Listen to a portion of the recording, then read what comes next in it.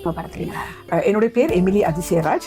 நான் இலங்கையிலே நுவரேலியா என்கிற இடத்துல பெண்கள் ஊழியம் செய்யறதை பற்றின உங்களுடைய கருத்து? கிறிஸ்தவ சமுதாயத்தில் அல்லது கிறிஸ்தவ ராஜ்யத்திற்குள்ளே ஒரு பெண்ணாலும் நிறைய காரியங்களை உங்களுடைய ஊழிய அழைப்பை எப்படி தெரிஞ்சு கொண்டு வகுப்பு படிக்கும் பொழுது ஸ்கூல்ல என்னுடைய சக மாணவர்களுக்கு நான் சுவிசேஷம் சொல்வது உண்டு. உங்களுடைய ஊழியத்தை நோக்கி உங்களை உந்தி தள்ளினது எது? எது தூண்டுகோலா இருந்தது? நீங்கள் எதிர்நோக்கி கொண்டிருக்கிற அல்லது எதிர்நோக்கின தடைகள் என்ன? அதை எப்படி மேடையில் நின்று பிரசங்கம் பண்ணுவது அழைப்பு மாறாதது என்கிறது. ஊழியங்களை செய்யறதை பற்றி உங்களுக்கு ஆணுக்கு அல்லது பிரதிஷ்டை பண்றது, ஞானஸ்நானம்.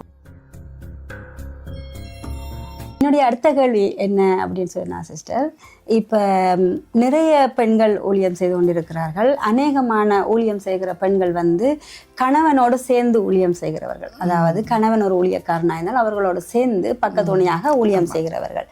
இப்படியாக இல்லாமல் தனியாக பெண்கள், அதாவது ஒரு ஆணை சாராமல், கணவனையோ ஒரு தகப்பனையோ ஒரு மகனையோ சாராமல் ஊழியம் செய்கிற பெண்களை பற்றின உங்களுடைய கருத்து என்ன? பார்வையில் என்னவென்றால், உண்மையில குடும்பமாக ஊழியம் செய்வதுதான் நல்லது. ஏனென்றால் ஒரு குடும்பத்துக்கு போய் ஆலோசனை சொல்லும் பொழுது ஒரு ஆணும் பெண்ணுமாக போய் ஆலோசனை சொல்லுவது அது மிகுந்த நல்ல ஒரு காரியம். ஆனால் அதே நேரத்திலே ஒருவேளை அந்த பெண் திருமணமாகாமல் இருக்கலாம், அவள் தான் திருமணமாகாமலே ஊழியம் செய்ய வேண்டும் என்று நினைக்கலாம், அது தனித்து நின்று செய்ய வேண்டி வரும். சில நேரங்களிலே இன்னொரு விஷயம், நம்முடைய விசேஷமாக இது ஆசியாவிலே இந்த காரியத்தை குறித்ததான ஒரு வெளிப்பாடா அல்லது அறிவா அது தெரியாமல் இருக்குது. எப்படி என்றால், எனக்கும் அந்த பிரச்சனை வந்தது. நாங்கள் 2 பேரும் திருமணமாக முன்பதாகவே ஊழியத்திலே, நான் சிறு பிராயத்தில் இருந்தேன். திருமணமான பின்பு நாங்கள் ஊழியத்துக்கு வரும் பொழுது ஒரு சபை ஊழியம் என்று நாங்கள் ஆரம்பிக்கிற நாட்களில் என்னுடைய கணவன் அவருக்கு தெளிவாக தெரிந்தது, தான் ஒரு போதகர் ஊழியம் அல்ல, நான் ஒரு சுவிசேஷகன், ஒரு பைபிள் டீச்சர், எனக்கு அந்த போதகர் ஊழியம் இல்லை என்று. அப்பொழுது அந்த ஊழியமானது அதே நேரத்தில் அவர் பைபிள் காலேஜ் போனதுனால அந்த 1 இயர் அது நான் செய்ய வேண்டி வந்தது.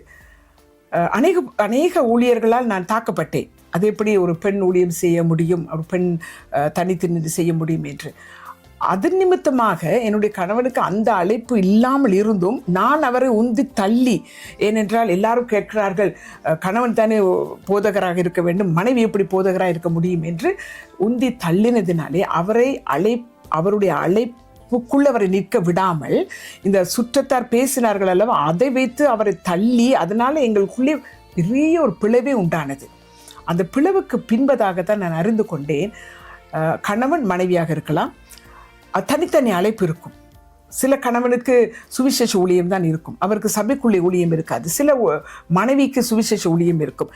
முதலாவதாக நாங்கள் அறிந்து கொள்ள வேண்டும், என்ன அழைப்பு, எதற்காக நீங்கள் அழைக்கப்பட்டிருக்கிறீர்கள், அதை தான் செய்ய வேண்டுமே ஒழிய, நீங்கள் போதகராக இருக்கிறதுனால் நான் போதகராக இருக்க வேண்டும், அல்லது நான் தீர்க்கதரிசி என்றதுனால நீங்களும் தீர்க்கதரிசியாக இருக்க வேண்டும் என்று ஒரு நாளும் தள்ளக்கூடாது.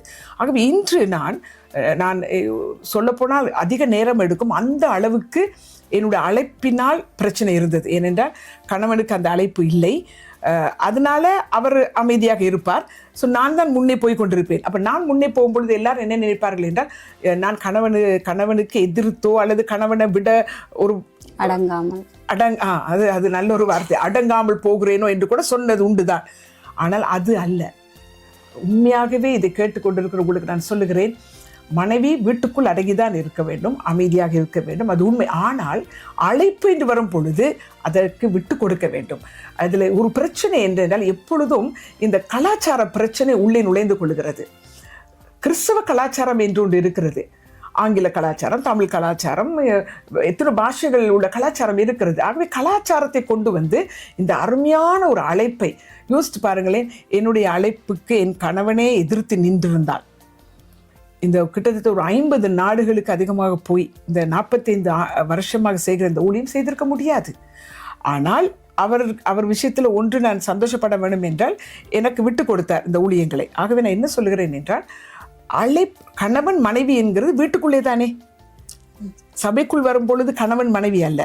ஒருவேளை மனைவி தீர்க்கதரிசியாக இருக்கலாம், கணவன் ஒரு போதகராக இருக்கலாம், அல்லது கணவன் ஒரு தீர்க்கதரிசியாக இருந்து மனைவி ஒருவேளை அப்போஸ்தலராக கூட இருக்கலாம். ஆனால் அதை ஏற்றுக்கொள்ளாமல் இருக்கிறார்கள். ஆகவே இந்த நாட்களிலே நான் சொல்லக்கூடிய ஒன்று, இந்த கலாச்சாரங்களை உள்ளே வைத்து நாம் அழைப்பை இழந்து விடவே வேண்டாம். ஆகவே மனைவி என்கிறவளுக்கு என்ன அழைப்பு இருக்கிறது, மனைவி என்றால் அது வீட்டுக்குள்ளே மட்டும்தான் மனைவி. சபைக்கு வந்து விட்டால் அவள் ஒரு சகோதரி. அந்த சகோதரிக்கு என்ன அழைப்பு இருக்கிறது என்று பார்த்து அந்த அழைப்பை கொடுத்தால் இந்த நாட்களில் திருச்சபையினுடைய வளர்ச்சி மிக அதிகமாக இருக்கும். நல்லது சிஸ்டர். அடுத்ததாக வந்து நான் என்னுடைய கேள்வி என்னன்னு சொன்னால், நீங்கள் ஊழியத்தை செய்யும் பொழுது இது 2 கேள்வி, அது 2 விதமாக, ஒரே கேள்வி 2 விதமாக நான் கேட்க போகிறேன். அதாவது முதலாவது வந்து, நீங்கள் ஊழியம் செய்யும்போது நீங்கள் சார்ந்த மக்களிடத்தில் ஊழியம் செய்யும்போது நீங்கள் எதிர்நோக்கின பிரச்சனை, அதை நீங்கள் சார்ந்த மக்கள் என்று சொன்னால் அதன் அர்த்தம் என்னன்னு சொன்னால், இப்போ உங்களுடைய உறவினர்கள், நீங்கள் வளர்ந்த ஊர், இந்த இடத்துல நீங்கள் ஊழியம் செய்யும்போது நீங்கள் எதிர்நோக்கின பிரச்சனை என்ன, அந்த பிரச்சனையை நீங்கள் எப்படி சமாளிச்சிருக்கீங்க? உண்மையிலேயே எனக்கு கிடைத்த ஒரு பெரிய பாக்கியம் என்னவென்றால், நான் பிறந்த ஊர், என்னை நடத்தின திருச்சபை, அவர்கள் எனக்கு அதிகமாக ஊக்குவித்தார்கள். சில நேரம் நான் பிரச்சனையாக இருந்திருக்கிறேன், கீழ்ப்படியாமல் சண்டே ஸ்கூலில். மற்றபடி அவர்கள் எனக்கு மிக உதவியாக இருந்தார்கள். குடும்பம் எனக்கு கர்த்தருடைய கிருபையினாலே இன்று வரையும் உதவியாக இருக்கிறார்கள்.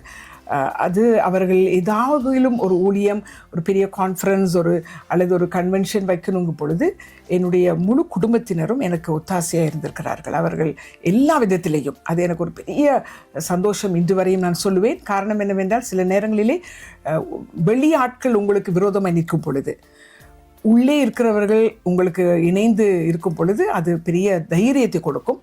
பட் ஆனால் அதே நேரத்தில் வெளியில் நிறைய எதிர்ப்புகள் இருந்திருக்கிறது. விசேஷமாக நீங்கள் சொல்வது போல் உள்ளுக்குள்ளே எனக்கு உறவுகளால் எனக்கு ஒத்தாசை தான் இருந்தது. எனக்கு அதை கேட்கும்போது சந்தோஷமாக இருக்குது. கேட்டுக்கொண்டு இருக்கிறார்களுக்கும் இது ஒரு நல்ல ஒரு செய்தி என்று நான் நினைக்கிறேன்.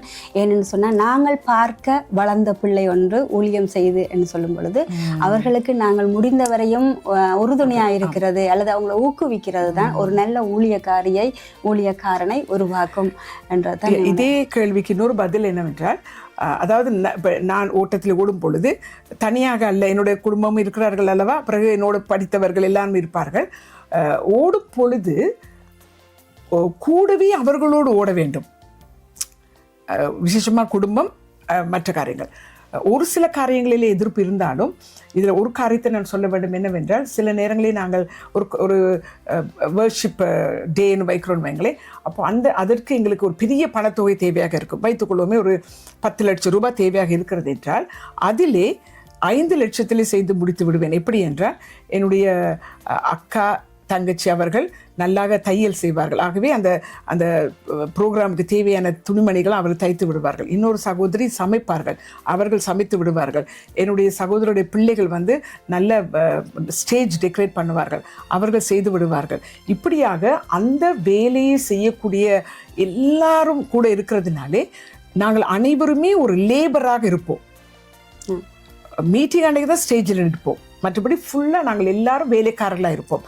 அதனாலே அந்த ஊழியங்கள் வெற்றிகரமாக செய்ய முடிகிறது. இவ்விதமாக நாங்கள் ஒவ்வொரு தாளந்துகளை கண்டுபிடித்து அவர்களிடத்தில் கொடுக்கும் பொழுது அவர்கள் இணைந்து கொள்கிறார்கள். அது பெரிய ஒரு சந்தோஷமான ஒரு காரியம், எனக்கு கிடைத்த ஒரு பாக்கியம். உண்மை. இப்போ குடும்பங்களில் எங்களுக்கு எவ்வளவு சப்போர்ட் கிடைக்குதுன்றது போலவே அது உறவினர்கள்ட்டையும் இருந்து அந்த சப்போர்ட் வருமாறு சொன்னால் அந்த ஊழியத்தினுடைய தரம் இன்னும் அதிகமாக இருக்கும், இன்னும் அதிகமாக நாங்கள் ஓட முடியும். இது அதே மாதிரி நீங்கள் அந்நியர்கள் மத்தியில் ஊழியம் செய்ய போகும், அதாவது நீங்கள் வளர்ந்த கிராமம் இல்லாமல் வெளியில் போகும்போது அல்லது வெளிநாடுகளில் செய்யும்போது நீங்கள் எதிர்நோக்கின பிரச்சனைகள் என்ன? அதாவது நாங்கள் வீடுகளிலே ஜெபங்கள் வைக்கும் பொழுது, ஜெப கூட்டங்கள் வைக்கிறோம் அல்லவா, அப்படி செய்கிற நேரங்களிலே எங்களுக்கு பக்கத்தில் உள்ளவர்களால் அதிக பிரச்சனை வந்தது. அவர்கள் கல்களை அடித்து வீட்டை நொறுக்கி என்னை போலீஸ்க்கு எடுத்து சென்று தவறான காரியங்களை சொல்லி அப்படியெல்லாம் நடந்தது. ஆனால் நாங்கள் பொறுமையாய் இருந்து அந்த எங்களுக்கு விரோதமாக எழும்பினவர்களோடு, அதாவது சகித்து போனதினாலே ஒரு காலகட்டத்திலே அவர்களே எங்களை புரிந்து கொண்டார்கள். ஸோ அது நாட்கள் எடுத்தது. மற்றபடி நீங்கள் சொன்ன போது அந்நியர்களிடத்திலே போய் சுவிசேஷம் சொல்லும் பொழுது உடனடியாக இலகுவாக இருக்கவில்லை. ஏனென்றால் அவர்கள் புரியாததினால் அது பிரச்சனையாகத்தான் இருந்தது. அதை அவர்களுக்கு அவர்களுக்கு புரியும்படியாக நாங்கள் சொல்லும் பொழுது அந்த பிரச்சனை குறைவாகத்தான் இருந்தது. மற்றபடி பிரச்சனை ஏராளமாக இருக்கிறது. இல்லை அது இப்போ வெளியில் சுவிசேஷம் சொல்ல போகும்போது அது பொதுவாக பிரச்சனைகள் எல்லாருக்குமே இருக்கும் என்றால் அவர்களுக்கு புதிதாக ஒரு செய்தியை நான் கொண்டு போகும்போது அதை ஏற்றுக்கொள்ளாது. ஆனால் பெண் என்ற ரீதியில் ஏதாவது ஒரு பிரச்சனையை சந்திச்சிங்களா? பெண் என்ற ரீதியிலே பல பிரச்சனைகள் சந்தித்திருக்கிறேன். ஏனென்றால் இதே தான் ஒரு அதை திரும்பவும் சொல்லுகிறேன், ஒரு பெண் வெளியூரில் போய் நாம் இலங்கையில் இருக்கிறத பற்றி சொல்லுவோமே, இலங்கையில் இருக்கிற நிறைய கஷ்டப்படுற வீடுகளிலே பெண்ணானவள் போய் ஒரு வீட்டு பணிப்பெண்ணாக இருக்கிறாள். நிறைய பேர் நர்ஸாக போகிறாங்க. இவ்விதமாக பெண்கள் போய் வேலை செய்யும் பொழுது அவர்களுக்கு எந்த ஒரு விதமான எதிர்ப்பும் சொல்ல மாட்டார்கள். அவர் தனித்து வேலை செய்கிறாள் அல்லது வேலைக்கு பெண்ணாக வந்திருக்கிறாள் என்று சொல்ல மாட்டார்கள். ஆனால் நீங்கள் கர்த்தருடைய வார்த்தையை எடுத்துக்கொண்டு நீங்கள் தனித்து போகும் பொழுது கண்டிப்பாக ஒரு எதிர்ப்பு இருக்கத்தான் செய்கிறது. அது எதினால் என்று புரியவில்லை. அந்நியர்கள் மட்டுமல்ல, நான் ஏற்கனவே சொன்னபடி கிறிஸ்தவ சமுதாயம் கூட எதிர்க்கிறது. அப்போ நான் அடிக்கடி சொல்லுவேன், 5 வருடம் 10 வருடம் கூட சில பெண்கள் ஹவுஸ்மேடாக போய் வேலை செய்கிறார்கள், பிரிந்து இருக்கிறார்கள், பிரச்சனையை அது கேட்க மாட்டார்கள். ஒரு ஊழியத்துக்கென்று நீங்கள் போய்விட்டால் வேதம் இப்படி சொல்லுகிறது, வசனம் இப்படி சொல்லுகிறது என்று அப்பொழுதுதான் வசனங்களை எடுத்து குறித்து சொல்லுவார்கள். இதுவும் ஒரு கர்த்தருடைய வேலை தான். இப்போ நாங்கள் செய்கிறதும் அவர்கள் சம்பளத்துக்கு வேலை செய்கிறார்கள், நாங்கள் அதாவது இலவசமாக இது ஒரு என்ன சொல்லலாம், ஒரு தியாகமாக செய்கிறோம் என்று வைத்துக் கொள்ளுங்களேன். அப்பொழுது இந்த பிரச்சனை வருகிறது. ஒரு பக்கத்தை எனக்கு சொல்ல தெரியாது, மறுபக்கம் எப்படி என்றால் உலகத்தில் உங்களுக்கு போராட்டம் உண்டு என்று சொல்லியிருக்கிறார். பிசாசுக்கு எப்படியுமே இந்த நல்ல காரியம் செய்வது பிடிக்காது. ஸோ அவன் ஏதோ ஒரு விதத்திலே எங்கேயாகிலும் குற்றம் கண்டுபிடிக்கும் பொழுது இந்த ஒன்றை வைத்துக்கொள்வேன். ஏனென்றால் கிறிஸ்தவ சமுதாயம் அதே தானே தோண்டி தோண்டி பிரச்சனைப்படுத்துகிறார்கள். பெண் இதை செய்யக்கூடாது, பெண் அதை செய்யக்கூடாது என்ற கேள்விகளை சொல்லும் பொழுது பிசாசுக்கு அது ஒரு நல்ல என்ன சொல்லலாம், அது அவனுக்கு ட்ரம்ப் கார்டு மாதிரி.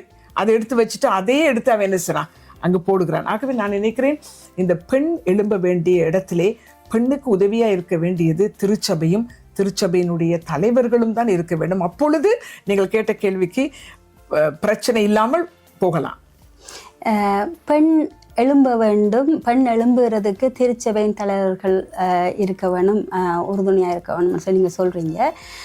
நான் உங்கள்கிட்ட அதில் இருந்து கேட்க விரும்புகிற விஷயம் என்னென்னு சொன்னால், கிறிஸ்தவ சமூகத்துக்குள்ளே இப்போ எனக்கு தெரிஞ்சு வெளியில் உலகத்துக்குள்ளே வந்து நிறைய பெண்களுக்கான போராட்டங்கள் நடக்குது, பெண் அடிமைத்தனம் அப்படியெல்லாம் இருக்குது. ஆனால் கிறிஸ்தவ சமூகத்துக்குள்ளே, அதுவும் இப்போ முந்தின காலத்துல எல்லாம் இப்போவும் ஆண் ஆதிக்கம் இருக்குதுன்னு நீங்கள் நினைக்கிறீங்களா? அதாவது நீங்கள் சொல்லுகிறீர்கள் சபைக்குள் கிறிஸ்தவ சமூகத்துக்கு ஆண் ஆதிக்கம் என்று அதை அடித்து நாம் சொல்லாவிட்டாலும் மறைமுகமாக அது இருக்கிறது. என்னவென்றால் சில ஆண் என்று சொல்லும் பொழுது போதகர் என்று வைத்துக் கொள்வோமே, அவர்களும் மற்றவர்களை நினைத்து பயப்படுகிறார்கள். இவர்கள் என்ன சொல்லுவார்கள், அவர்கள் என்ன சொல்லுவார்கள், இந்த சபை என்ன சொல்லும், நான் ஒரு பெண்ணை எடுத்து உபயோகப்படுத்தி விட்டால் என்னை தவறாக புரிந்து கொள்ள. மிக அதாவது வேகமாக பேசப்படுகிற ஒன்று என்னவென்றால், ஒரு மனைவி என்று வைத்துக் கொள்வோமே, சில நேரம் பாஸ்டருடைய அக்காவை உபயோகப்படுத்தினால் பிரச்சனை இருக்காது.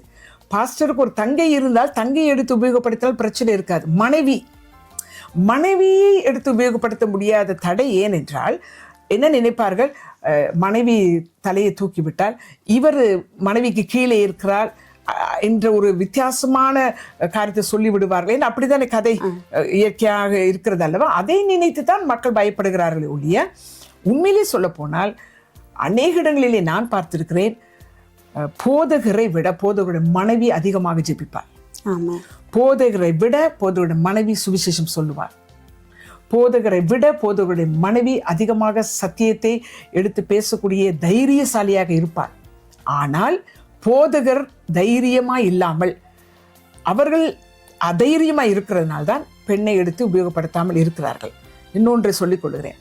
நான் 40 வருடத்துக்கு பின்பதாக போவோம். 40 வருடத்துக்கு முன் நான் கண்ட ஊழியர்கள் மனைவிமாரை அவர்கள் உபயோகப்படுத்தவே இல்லை, மேடைக்கு எடுப்பதே இல்லை. ஆனால் இன்று அவருடைய பிள்ளைகள், அவருடைய மருமக்கள் மேடையில் இருக்கிறார்கள். அப்படி என்றால் வசனம் மாறுகிறதா? 40 ஆண்டுகளுக்கு முன்பதாக வசனத்தில் இருக்கிறதா பெண்ணை நீ மேடையில் ஏற்றக்கூடாது என்று? இப்பொழுது வசனம் மாறிவிட்டது? இல்லை. காலம் மாறிவிட்டது, கலாச்சாரம் மாறிவிட்டது. வசனம் மாறவே மாறாது. ஆகவே நிறைய நேரங்களிலே சூழ்நிலை, கலாச்சாரம் இதை தடுத்து நிறுத்துகிறது. மற்றபடி ஒரு பெண்ணானவள் இவ்வளோ காரியத்தை செய்ய முடியும் என்றால் அவள் எழுந்து நிற்கிறது சரியான ஒரு செயல்தான். ஆனால் இப்படிப்பட்ட அந்த பயம், கலாச்சார பயம் பெண்ணை நிறுத்தி விடுகிறது. ஆகவே துணிந்து என்று சொல்லும் பொழுது அகெயின், அதாவது துணிந்து என்று சொல்லும் பொழுது இந்த என்ன பெண் விடுதலை என்று போராடுகிறார்கள் அது அல்ல, அது உலகம் போராடுகிறதே நான் சொல்லவில்லை. அதே நேரத்தில் பெண் அடிமை என்று சொல்லும் பொழுதும் அதுவும் சபைக்குள்ளே அந்த அடிமைத்தனம் இல்லை, ஆனால் மறைமுகமாக ஒரு அடிமைத்தனம் இருக்கிறது. அதே போல மறைமுகமாக போராடி கொண்டுதான் இருக்கிறார்கள் பெண்கள். அவர்களுக்குள்ளே போராட்டம் இருக்கு. அவர்கள் வெளியில சொல்லாவிட்டாலும் ஐயோ எனக்கு இது செய்யிருந்திருக்கலாமே. இப்போ வைத்துக் கொள்ளுங்கள், ஒரு தடவை அது நான் ஒரு 18 வயது இருக்கும் எனக்கு. நான் இருந்த வீட்டிலே ஒரு வேலைக்கார பெண்ணை அவர் வீட்டுக்காரர் மிஸ்யூஸ் பண்ணி அவள் ப்ரெக்னென்ட் ஆகிட்டு அந்த பிள்ளை மறைச்சு வச்சிருந்துருக்கிறா, யாருக்குமே தெரியாது. ஒரு நாள் திடீரென்று வயிற்று வலி என்று கத்தும் பொழுது நாங்கள் எல்லாம் பக்கத்து வீட்டு தானே ஓடி போய் பார்க்கும் பொழுது பிள்ளை பெருகிற சீசன். அப்போது எனக்கு தெரிகிறது அவள் கத்துகிறாள், அழுகிறாள். நானே அவள் அந்த அங்கே லுங்கி உடுத்துவார்கள் எல்லாம், அந்த லுங்கியை பிடித்து அந்த பிள்ளை அந்த வெளியில் வந்த பிள்ளையை பிடித்து விட்டேன். அங்கே நர்ஸ் வரவில்லை, மிட்வைஃப் வரவில்லை. அதை நான் எடுக்காமல் இருந்தது பிள்ளை செத்துருக்கும். அப்போ அதே குற்றம் என்று சொல்ல முடியுமா? இல்லை, அது நான் துணிந்து போய்விட்டேன் அப்படின்னு சொல்ல முடியாது. ஏன்னா ஸோ சில காரியங்களே ஒருவர் ஆபத்தில் இருக்கிறார், ஒருவர் பாவத்தில் இருக்கிறார், அவரை விடுவிக்க ஆண் போனால் என்ன, பெண் போனால் என்ன, நமக்கு தேவை பாவத்திலிருந்து ஒருவன் விடுவிக்கப்பட வேண்டும். சில பேரால நல்லா இனம் கண்டுகொள்ள முடியும் இவர்கள்ட்ட இந்த அபிஷேகம் இருக்குன்னு சொல்லி. ஆனால் வீட்டுக்கு வெளியிலே தான் இருக்க வேண்டும் அந்த 7 நாளும். இப்போ இங்கே லண்டன்ல நீங்கள் இருக்கிறீர்கள், வெளியிலே வைத்தால் என்ன ஆகும்? எது பலவீனம் என்பதை அவர்கள் தான் முடிவெடுக்க வேண்டும். அதாவது ஊழியத்துல ஆண்களுடைய எதிர்ப்பை நீங்க எதிர்நோக்கும் போது உங்களுக்கு அப்படியான பலவீனங்கள், உணர்வு ரீதியான பலவீனங்கள் ஏற்பட்டிருக்கிற பெண்ணுக்கு ஒன்றுதான் அந்த துக்கத்தை வெளியில கொண்டு வருவதற்கு கண்ணீர் தான் இருக்கட்டும். ஆனால் என்னை அழைத்தவரும் எனக்கு கொடுத்த அழைப்பும் வித்தியாசமானது. இன்னொன்று, துக்கத்தை பலவீனத்தை வெளியில கடத்துற வழிதான் அந்த கண்ணீர். சந்தித்த ஒவ்வொரு முறையும் நான் என்ன செய்வேன், வீட்டுக்குள்ளே வருவேன், கதவை அடைத்துக்குள்ளே அழுன்னு நன்றாக அழுவேன். நகோமியானவள் மோவாப் தேசத்திலே இருந்தாள். அவள் நல்ல செய்தியை கேட்டதும் வேதம் சொல்கிறது அவள் எழுந்து போனாலாம். இதில் ஒன்றுதான், பெண்ணானவள் அடக்கம் ஒடுக்கமாக அவள் வஸ்திரங்களை தரிக்க வேண்டும்.